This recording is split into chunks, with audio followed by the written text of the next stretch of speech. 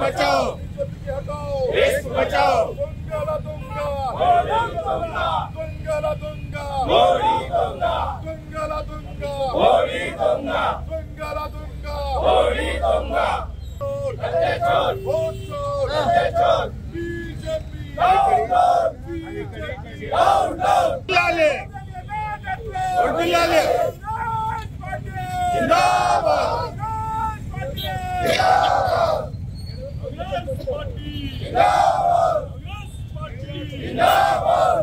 ఆలోచన విధానంతో మన రాష్ట్ర ఇన్ఛార్జ్ మీనాక్షి నటరాజన్ గారు, మన పిసిసి అధ్యక్షులు మహేష్ కుమార్ గౌడ్ గారు, మన గౌరవ ముఖ్యమంత్రి రేవంత్ రెడ్డి గారు అందరూ కలిసి ప్రతి జిల్లా కేంద్రంలో కూడా ఈరోజు కొవ్వొత్తుల ర్యాలీ తీయాలి.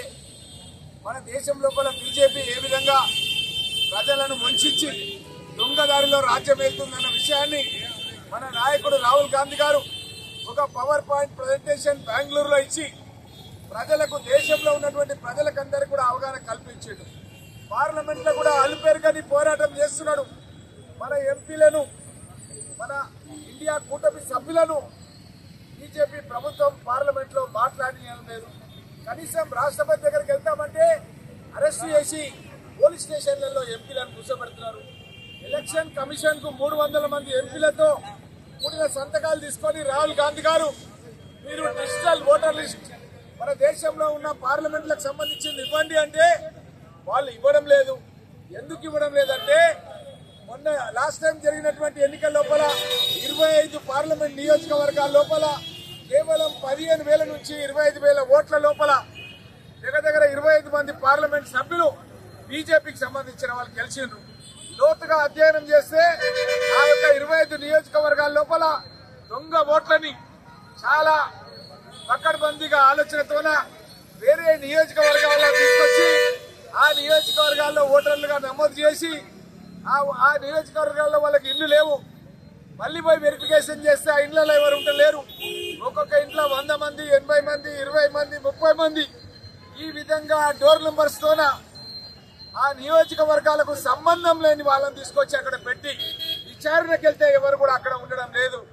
ఇదంతా కూడా ఏంటంటే ఒక మోసంతో, నయవంచనతో మన దేశంలో ఉన్న ప్రజలను ప్రధానమంత్రి మోసం చేసి మళ్ళొక్కసారి గద్దె మీద ఎక్కిండు. ఆ గద్దె మీద నుంచి దించడానికే ఈరోజు రాహుల్ గాంధీ గారు దేశవ్యాప్తంగా ప్రతి జిల్లా కేంద్రం లోపల కొవ్వొత్తుల ర్యాలీతో మేము స్టార్ట్ చేస్తున్నాం. ఇది కేవలం ప్రారంభం మాత్రమే. ఇంకా మునుముందు దీన్ని తీవ్రతరం చేస్తాం. ఈ బీజేపీ ప్రభుత్వం దిగిపోయే వరకు కూడా రాహుల్ గాంధీ గారి నాయకత్వం లోపల మనమందరం కూడా కలిసి మెలిసి ఈ కార్యక్రమాన్ని ముందుకు తీసుకెళ్లాల్సినటువంటి అవసరం ఉంది. ఒకటి కాదు, రెండు కాదు.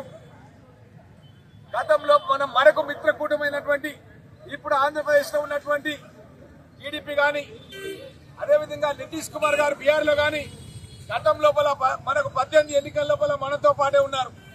వాళ్ళని ఏదో విధంగా బ్లాక్ మెయిల్ చేసి వాళ్ళని లోపరుచుకొని వాళ్ళ ద్వారా ఈరోజు ప్రభుత్వాన్ని అక్కడ ఏర్పాటు చేసిండ్రు.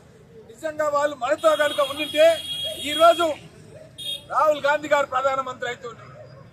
ఈ విధంగా తను ఓటర్లనే కాదు ప్రతిపక్ష పార్టీలను కూడా బెదిరించి బ్లాక్ మెయిల్ చేసి తన దారికి తీసుకొచ్చి దొడ్డిదారిన అధికారం వెళ్ళమన్నది మనం చూస్తున్నాం. కాబట్టి నేను కోరుతున్నాను, జిల్లా అధ్యక్షుడిగా ఇక్కడ ఉన్నటువంటి మా మల్లేష్ గాని, సత్యం శెట్టి గాని, మా సుధాకర్ రెడ్డి గాని, మా చిల్లపల్లి రమేష్ గాని, ఇంకా చాలా మంది శ్రేణులందరూ కోరుతున్నాం. మనం ఇప్పటి నుంచి అప్రమత్తంగా ఉండి ఇప్పుడు జరగబోయేటటువంటి స్థానిక సంస్థల ఎన్నికలకు కూడా మనం బూత్ లెవెల్ ఏజెంట్లను అపాయింట్ చేసినాం. ప్రతి బూత్ లో కూడా బూత్ లెవెల్ ఏజెంట్లను అప్లై చేసినాం. ప్రభుత్వం నుంచి కూడా బూత్ లెవెల్ ఆఫీసర్లని, బిఎల్ఓలని ప్రతి బూత్ కూడా ప్రతి గ్రామంలో అపాయింట్ చేసింది. ఇప్పటి నుంచి ఓటర్ లిస్ట్ మీద మనం దృష్టి పెట్టాలి. పెట్టి ఆ ఓటర్ లిస్ట్ లో ఉన్న ఓటర్లు సమగ్రంగా నమోదైనరా లేదా అన్నది కూడా చెక్ చేసుకోవాలి. చెక్ చేసుకొని మనకు సంబంధించిన ఓటర్లను కూడా నమోదు చేయాలి. చాలా మంది ఈ మధ్య కాలంలో పెళ్లిళ్ళై కొత్త కోడళ్లు చాలా మంది మన గ్రామాలకు వచ్చారు. ఆ కోడళ్లకు సంబంధించిన ఓట్లు ఎక్కడనో వేరే నియోజకవర్గాల్లో కూడా ఉండొచ్చు. వాళ్ళని కూడా మనము వెంటనే మన booth level agent, booth level officer దృష్టికి తీసుకెళ్తే వెంటనే వారు నమోదు చేస్తారు. రికగ్నైజ్ పొలిటికల్ పార్టీ అయినటువంటి Congress party booth level agents కి ఆ హక్కు ఉంది. మీరు రాసిస్తే చాలు ఓటర్ నమోదు చేయాలని.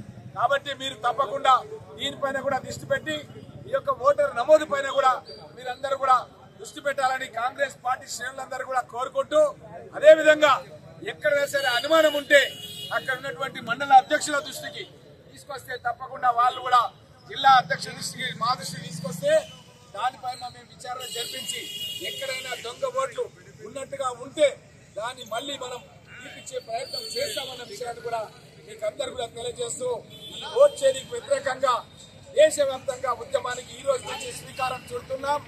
ఏ విధంగా అయితే అమెరికా దేశం ఇంత అడ్వాన్స్ అయినట్టు కూడా అక్కడ మనకు బ్యాలెట్ సిస్టమ్ ఉన్నది, ఈవీఎం లేదు. అమెరికాలో కూడా బ్యాలెట్ సిస్టమ్ ఉన్నది. మేము కోరుతున్నాం, ఆల్రెడీ ఎన్డీఏ కూటమి ఉన్నప్పుడు ఆల్రెడీ రిప్రజెంటేషన్ ఇచ్చినారు.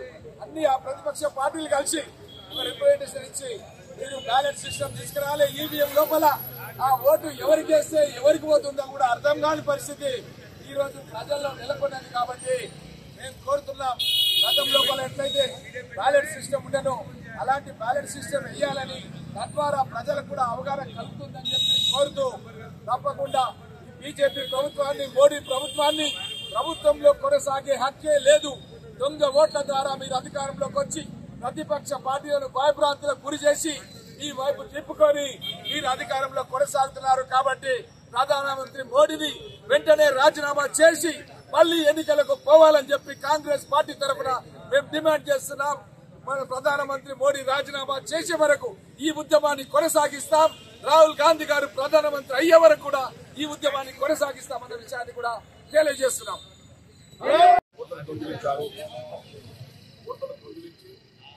భారతదేశంలో బీజేపీ అధ్యక్షతన మోడీ గారు ప్రధానమంత్రి అయినారు. బీజేపీని ఈరోజు దేశంలో పెద్దలు చూస్తున్నారు. వాళ్ళే దొంగతనాలు చేసుకుని వాళ్ళే ఓటు వేయించుకొని వాళ్ళే ఈరోజు భారతదేశాన్ని మార్చుకున్నారు. మరి ఈరోజు ప్రపంచంలోనే అతిపెద్ద ప్రజాస్వామ్య దేశమైనటువంటి మన ఇటువంటి ప్రపంచంలోనే అతిపెద్ద ప్రజాస్వామ్య దేశమైనటువంటి భారతదేశంలోనే ఈ విధంగా ప్రజాస్వామ్యానికి గుడ్డలు పెట్టినటువంటి ఈ పని చేయడం అనేది చాలా దుర్మార్గమైనటువంటి సంఘటన, చాలా తీవ్రమైనటువంటి చర్య. ఈ సంఘటనకు మేము తీవ్రంగా ఖండిస్తూ ఉన్నాం. మరి మేమైతే సిన్సియర్గా మా రాహుల్ గాంధీ గారు బెంగళూరులో ఉన్నటువంటి ఒక నియోజకవర్గాన్ని తీసుకొని మరి ఆ నియోజకవర్గంలో క్లియర్గా వాళ్ళు చెప్పడం జరిగింది. ఇలా ఇంచుమించుగా 1,50,000 ఓట్లు దొంగ ఓటుగా ఉన్నాయని చెప్పి వాళ్ళు చెప్పడం జరిగింది. అన్ని న్యూస్లలో చూస్తూ ఉన్నాం, మళ్ళీ పేపర్లో కూడా చూస్తూ ఉన్నాం. కొన్ని అయితే 10,000 చిల్లర ఓట్లేమో మరి డబుల్ ఓట్లుగా ఉన్నాయి. 40,000 చిల్లర ఓట్లేమో చనిపోయిన వాళ్ళే మరి రాస్తున్నారు.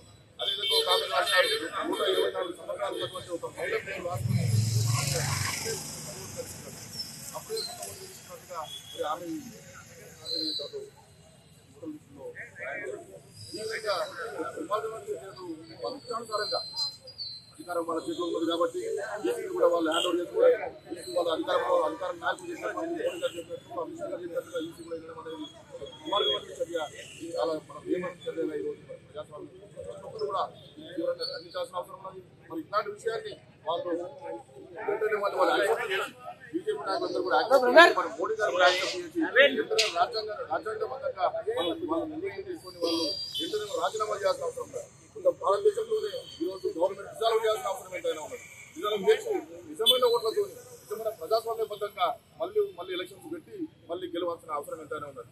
ఇవన్నీ కూడా ఈ దొంగ ఓట్ల ద్వారానే ఈరోజు బీజేపీ దేశంలో అధికారంలోకి వచ్చినటువంటి విషయం మనమందరం కూడా గమనించాల్సిన అవసరం ఎంతైనా ఉంది. మనందరం కూడా ప్రజలు కూడా ఎవరైనా సరే ఒక మనిషికి ఒకే ఓటు అనేది మనకు అంబేద్కర్ గారు రాజ్యాంగంలో ఇచ్చినటువంటి మన హక్కు. అది మన హక్కును కాలరాస్తూ ఈరోజు దొంగ ఓటును రాపించుకొని చనిపోయిన వాళ్ళనేమో ఉన్నట్టుగా చూపించడం, ఒకే ఇంటి మీద 124 ఓట్లు చూపించడం, ఆ విధంగా ఇష్టానుసారంగా ఓట్లు వాళ్ళు రాసుకొని మరి ఎక్కడైతే కాంగ్రెస్ పార్టీకి సానుభూతి పనులు ఉంటారో, మరి ఎక్కడైతే రాహుల్ గాంధీ గారు సానుభూతి పనులు ఉంటారో వాళ్ళ ఓట్లన్నీ కూడా తొలగించి ఎక్కడైతే బీజేపీకి వాళ్ళు అనుకూలస్తులు ఉంటారో వాళ్ళకు ఒకరికి 120 ఓట్లు, ఒక్కొక్కరికి 150 ఓట్లు ఈ విధంగా రాసుకుని వాళ్ళు దొంగ ఓట్లు వేసుకొని ఈ రోజు బీజేపీ అధికారంలో వచ్చిన పరిస్థితి ఈ రోజు మనం భారతదేశంలో చూస్తాం. మరి మీరందరూ కూడా గమనించాల్సిన అవసరం ఉన్నది. ప్రజలందరూ కూడా మనమందరూ ఉన్నామంటే మనమందరూ ఈ ఊరు బీజేపీ అయితేనే మన హిందుత్వాన్ని కాపాడుతుంది, మరి వేరే ఏ పార్టీ కూడా కాపాడాలని ఒక సెంటిమెంట్ తో ఈ రోజు అందరూ కూడా బీజేపీకి ఓటిస్తున్న పరిస్థితి ఉన్నది. కానీ ఈ రోజు ఒక హిందూ మతాన్ని ఒక హిందూ సెంటిమెంట్ ను వాళ్ళు చెప్పుకుంటూ ఈ రోజు వాళ్ళు ముందుకు పోతూ ఈ దేశాన్ని పరిస్థితున్న పరిస్థితి ప్రజలందరినీ కూడా మోసం చేస్తున్న పరిస్థితి ఈ రోజు మనం గమనించాల్సిన అవసరం మనం గమనిస్తున్నాం కూడా. మరి కాబట్టి దీన్ని తీవ్రంగా ఖండిస్తూ ప్రజలందరూ కూడా మనమందరం ఇందులో ఇక్కడ ఉన్నటువంటి అందరూ కూడా చాలా మంది విజయనగరం పట్టణంలో కాదు దేశంలో ఉన్నటువంటి చాలా మంది 70% అందరూ కూడా హిందువులు ఉన్నారు. మరి వాళ్ళందరం కూడా అందరూ కూడా ఎవరెవరికి కొన్ని ఆలోచనలు ఉంటాయి. కొందరు దేవుళ్ళని నమ్ముతారు, కొందరు నమ్మరు. అయినప్పటికీ మాత్రం వాళ్ళ హిందువులు కారణం కాదు. బీజేపీ ఓటేసి మాత్రమే హిందువులు అని కాదు. ఎవరైతే దేశ సేవ చేస్తారో దేశానికి స్వాతంత్రం తీసుకొచ్చారో వాళ్ళు నిజమైన దేశస్తులు, నిజమైన స్వాతంత్ర సమరయోధులు. మరి వాళ్ళు దేశం కోసం పనిచేస్తున్నట్లు, వాళ్ళు దేశం కోసం పాటుపడుతున్నట్లు లెక్క. ఈ రోజు ఓట్ల దొంగతనం చేసి ఈ రోజు దేశంలో రాజ్యాంగాన్ని పాలిస్తూ రాజ్యాంగాన్ని కూడా వాళ్ళు హ్యాండ్ ఓవర్ చేసుకొని ఈ రోజు ఈసీని కూడా హ్యాండ్ ఓవర్ చేసుకొని దొంగ ఓట్లను చేసుకుని ఈ రోజు దేశాన్ని పాలిస్తున్నటువంటి బీజేపీ నాయకులు ఎవరు కూడా వాళ్ళు నిజమైన స్వాతంత్ర సమరయోధులు గారు, దేశం కోసం పనిచేస్తున్నట్టు గారు, వారు పెద్ద దొంగలు అని చెప్పి ఈ సందర్భంగా తెలియజేస్తూ మరి వెంటనే దీన్ని వాళ్ళు యాక్సెప్ట్ చేసి రాజ్యాంగంలో ఉన్నటువంటి ఈ లెక్క ప్రకారంగా వాళ్ళు రాజీనామా చేసి ఈ దేశంలో ఉన్నటువంటి దీన్ని వెంటనే వాళ్ళు ఉపసంహరించుకోవాలి, రాజీనామా చేసి గవర్నమెంట్ డిజర్వ్ చేయాల్సిందిగా మేము డిమాండ్ చేస్తాం. జై కాంగ్రెస్.